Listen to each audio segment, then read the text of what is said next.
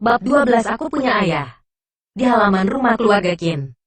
Begitu Qin Si pulang, sebelum dia mengganti sandalnya, Zhou Yuchui mendatanginya dengan marah dan menanyakan, "Apa pria sampah itu pergi ke perusahaan hari ini?" "Bu, aku lelah, jadi berhentilah menggangguku." "Oke." Qin Si terlihat lemah. Yang Chen mengambil alih tugas mustahil untuknya. Dia sudah hancur karena itu. Dia benar-benar tidak ingin memperdulikan hal-hal lain. "Kenapa kamu masih terlihat seperti ini?" Wajah Zhou Yuchui penuh kecemasan. "Aku telah mendengar semuanya pada rapat mingguan keluarga Qin. Kakek memintamu untuk menikah dengan Wang Jian. Atau mencari cara untuk memenangkan kerjasama dengan grup Yan Chen. Jika tidak, dia akan mengeluarkan kami dari keluarga Qin. Dan pria sampah itu menyetujui tugas itu. Dia benar-benar pria sampah yang bodoh. Kamu juga seperti itu kan? Mengapa kamu tidak memilih menikah dengan Wang Jian?" Qin Si telah berusaha untuk masalah ini, mencari hubungan kemana-mana. Tetapi pada akhirnya dia bahkan tidak bisa masuk ke gerbang grup Yan Chen. Semua ini sudah cukup menjengkelkan. Tidak menyangka Zhou Yuchui masih akan membicarakannya masalah ini lagi saat dia di rumah. "Bu, aku mohon, jangan bicarakan itu. Aku ditindas di perusahaan, saat akan bicara kerjasama juga ditindas. Lalu apa kamu masih mau menyiksaku di sini?" kata Qin Si dengan suasana hati yang tertekan. "Anakku sudah cukup menderita, jadi jangan ganggu dia lagi." Qin Dayong, yang sedang membaca koran di sofa, saat ini meletakkan koran, dan mengatakan dengan tidak berdaya.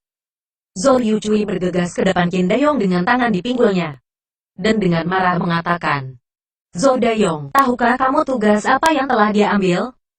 Bekerja sama dengan grup Yan Chen, ini tugasnya mustahil. Jika seperti ini, dalam 3 hari, kita akan disingkirkan oleh keluarga Qin. Aku pulang." Pada saat ini, suara ceria terdengar. Kemudian Qin Yi memasuki ruangan dengan wajah bahagia. "Aku ada kabar baik."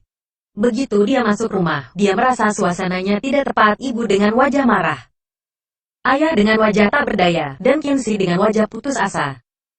"Kenapa?" Qin Yi berjalan ke sisi Qin Si dan menanyakan sambil menarik tangannya. "Kakak, kamu baik-baik saja kan?" Qin Si hanya menggelengkan kepalanya sedikit. "Qin Yi, bantu aku jemput Xiao Xiao nanti. Aku akan kembali ke kamar dulu." "Kabar baik apa yang bisa kamu dapatkan?" "Kakakmu telah menerima tugas untuk bekerja sama dengan grup Yan Chen. Jika tidak dapat menyelesaikannya, kita akan dikeluarkan dari keluarga Qin." Setelah keributan ini, suasana hati Zhou Yuchui menjadi stabil, dan dia mengatakan semua ini saat melihat Qin Si sudah pergi. "Kakak." Saat mendengar kata-kata Zhou Yuchui, Qin Yi langsung gembira, dan segera menyusul Qin Si yang hendak pergi, dan mengatakan dengan gembira, "Kakak, aku akan membantumu menangani kerjasama. Bagaimanapun, aku juga anggota dari grup Yan Chen." Qin Si, yang baru saja putus asa, tiba-tiba melihat ke matanya, dengan semangat meraih lengan Qin Yi. "Apa kamu benar-benar bekerja di grup Yan Chen?"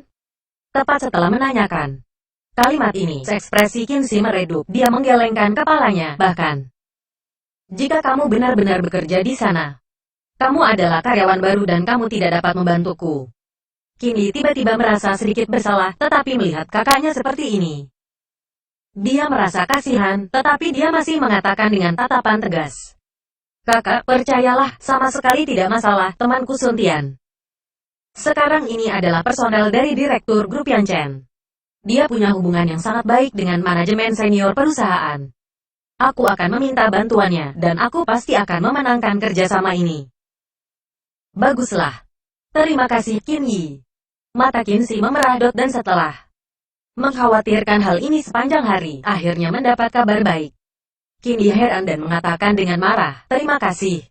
Setelah selesai berbicara, dia menoleh untuk melihat Zhou Yuchui.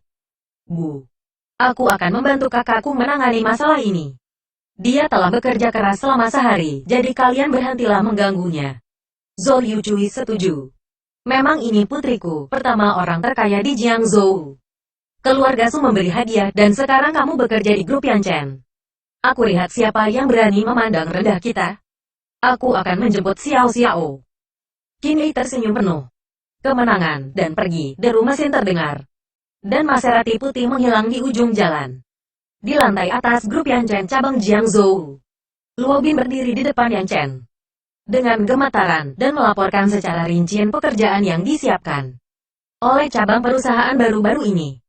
Yang Chen sedang duduk di kursi kantor dengan memegang dokumen di tangannya. Ketua, ada banyak perusahaan yang tertarik untuk bekerja sama dengan grup Yang Chen.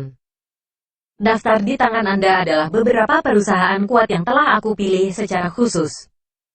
Silakan Anda pertimbangkan lagi dan lihat mana yang akan dipilih sebagai mitra bisnis kita, Luo Bin mengatakan.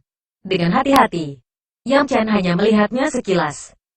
Dan semuanya pada dasarnya adalah perusahaan terkenal di Jiangzhou. Tambahkan grup Sanhe dari keluarga Qin saja. Lalu kamu putuskan saja siapa mitra bisnis yang lain. Yang Chen dengan santai melemparkan daftar itu ke Luo Bin. Mata Luo Bin sedikit ragu-ragu ketika mendengar nama keluarga Qin.